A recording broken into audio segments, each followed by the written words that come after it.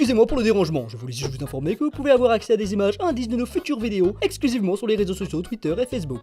Lien en description. Merci. Hey, salut terriens, c'est Captain Max. J'adore le cinéma, et en grand enfant que je suis, j'adore aussi les dessins animés. Alors, quoi de mieux que de voir mes personnages 2D préférés adaptés en 3D pour les salles obscures? Eh bien, pour le meilleur et pour le pire, c'est ce que l'on va étudier aujourd'hui. Bang!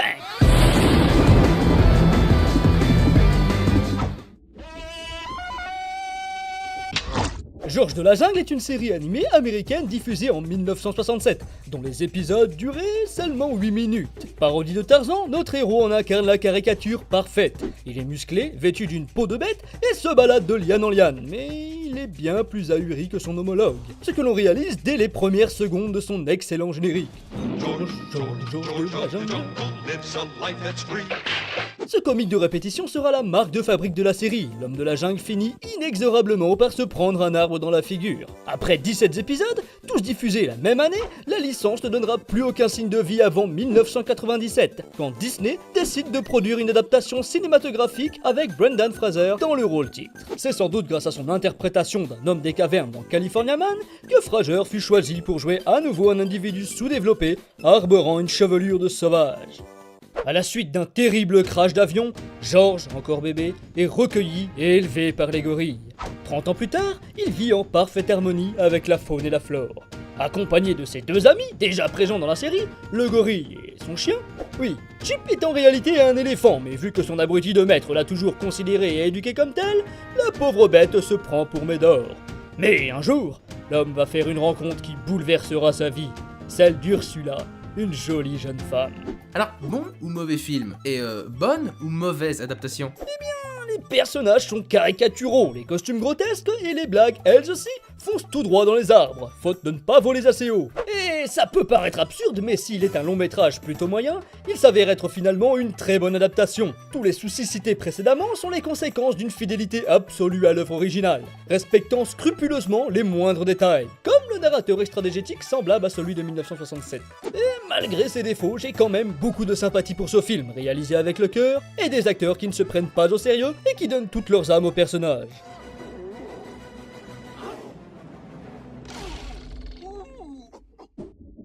Monsieur Magot. Monsieur Magot est un personnage de dessin animé apparu la première fois en 1949 au cinéma, dans un court-métrage intitulé The Ragtime Bear. Le succès fut tel que celui-ci aura le droit à 3 séries à son nom, entre les années 1960 et 80. Notre héros est un vieil homme d'affaires fortuné dont la principale caractéristique est d'être complètement myope. Et puisqu'il refuse de porter des lunettes, il vit malgré lui de drôles de péripéties. Vous l'aurez compris, tous les épisodes tournent autour du même comique, celui de Situation. 1997 est apparemment une année d'adaptation pour Disney, car le film Mr. Magoo sort la même année que celui de notre ami Georges de la Jungle. Autre point en commun avec ce dernier, le long métrage s'ouvre après quelques minutes d'un dessin animé semblable à ceux de l'époque, avant de laisser place à la véritable production live. L'histoire est très anecdotique et sert juste de prétexte à une abondance de blagues burlesques. Ce n'est pas un hasard si Leslie Nielsen incarne le personnage principal, l'acteur étant très réputé dans ce style d'humour, notamment avec la série de films Y a-t-il ? Comme y a-t-il un pilote dans l'avion ou y a-t-il un flic pour sauver Hollywood? Un genre très apprécié à l'époque, particulièrement avec le fameux Mr. Bean, que l'on verra un peu plus loin dans la vidéo. Si vous êtes fan de ces acteurs ou de cet humour très années 90, allez-y les yeux fermés. Mais personnellement, je pense que c'est un genre qui a très mal vieilli. Toutes les blagues sont téléphonées, les personnages sont des clichés vus dans un tas d'autres films bien meilleurs. En même temps, comment adapter plus fidèlement une œuvre qui n'est absolument pas compatible avec le format cinématographique? Bon exercice pour un vieux dinosaure de mon espèce. Inspecteur Gadget. Cyberpolicier sans cerveau doté de nombreux outils, je ne parle pas de Robocop, mais bel et bien de l'inspecteur Gadget. S'il y a un dessin animé que je déteste autant que son générique, c'est bien lui. Pour autant, ça ne m'a pas empêché de regarder le film. Et quelle fut ma surprise! Si je ne supporte généralement pas sans mal l'humour absurde, ici ça passe bien mieux. Comment cela se fait-il, me demanderez-vous? Eh bien, contrairement aux héros plus communs, l'inspecteur dispose d'une panoplie d'accessoires, rendant les scènes comiques assez différentes de ce qu'on a l'habitude de voir. En même temps, avec des membres télescopiques et un chapeau couteau suisse, il y a de quoi faire peau neuve dans ce style d'humour. Et grosse plus-value du film qui en fait finalement une bonne adaptation malgré une mauvaise fidélité, ce Monsieur Gadget n'est pas complètement abruti, contrairement à sa version dans l'animé, ce qui le rend bien plus attachant. Et vous connaissez la meilleure? C'est encore une production Disney.